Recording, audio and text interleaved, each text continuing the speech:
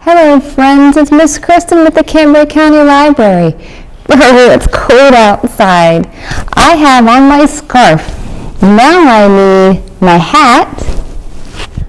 Oh, that's good. And my mittens. Thumb in the thumb hole, fingers all together. This is the song that we sing in mitten weather. See if you can find the hat, scarf, and mittens in this next story. Thanks for watching. One winter's day. Little Hedgehog was making his bed for the winter when a sudden gust of wind blew him off his feet. It took hold of his cozy nest and tossed it high into the air.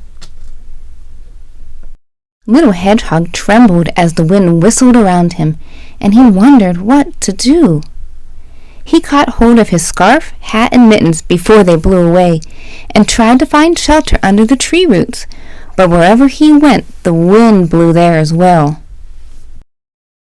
"I'll have to stay with Badger until this storm has gone," he said at last, pulling his woolly hat firmly over his prickles. Then he snuggled into his cozy scarf, put on his mittens, and with a deep breath, he set off. The wind was even stronger in the meadow. Leaves swirled here and there, and snowflakes filled the air. Little Hedgehog hadn't gone far when he bumped into a family of field mice, shivering in the long grass. "I've never known such a storm," squeaked Mother Mouse. "The wind has blown our nest far away, and my poor babies are so cold." "My home has been blown away as well," said Little Hedgehog. "I'm on my way to stay with Badger, but I have just the thing to warm you up." And he took off his woolly hat and gave it to the mice. "Oh, how lovely, lovely," they squeaked, snuggled down in the wind. "Thank you, Little Hedgehog, thank you."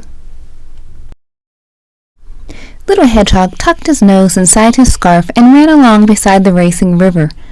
Otter was on the bank, huffing and puffing on his paws. "Hello, Otter," shouted Little Hedgehog. "What are you doing?" "Hello, Hedgehog," replied Otter. "My fur coat keeps me warm, but my paws are freezing." "Here, have these," said Little Hedgehog, giving Otter his mittens. "They should do the trick."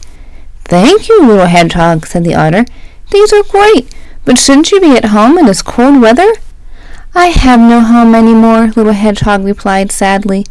"The wind has blown it away." And running on, he cried, "I'm going to stay with Badger."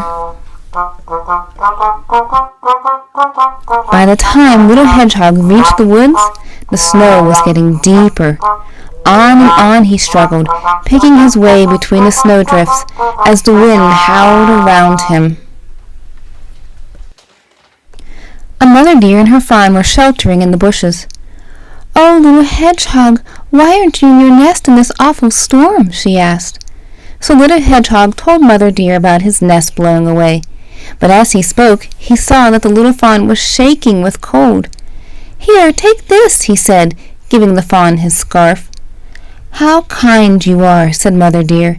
"Thank you, Little Hedgehog."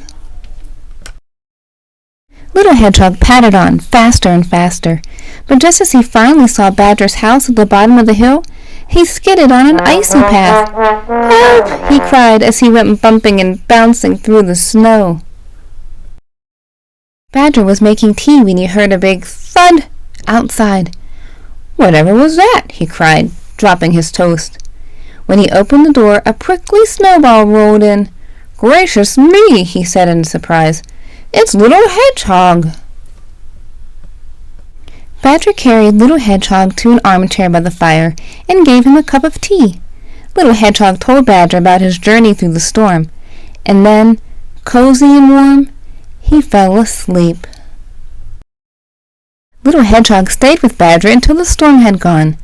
As they walked to see where his house had been, Little Hedgehog was very worried.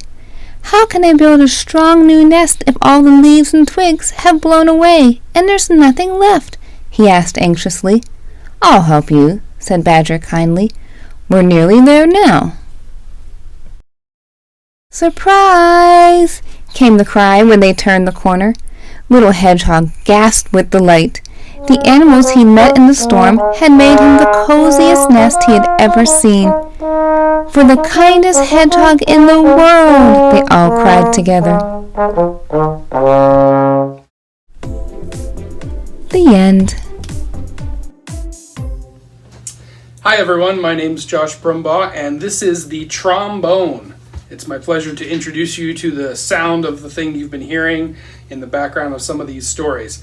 The trombone, I'll back up a little bit so you can see the whole thing, is a brass instrument, and you play it not by just blowing air into it, because if you do that, you're not going to really get a sound, but by actually buzzing your lips. Doing that into the trombone will get you an actual sounding note.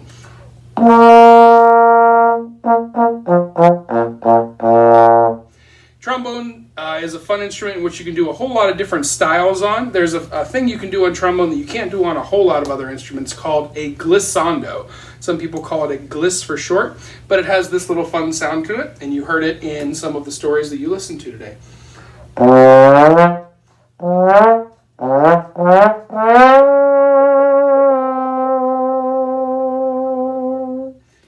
that, everybody, is the trombone.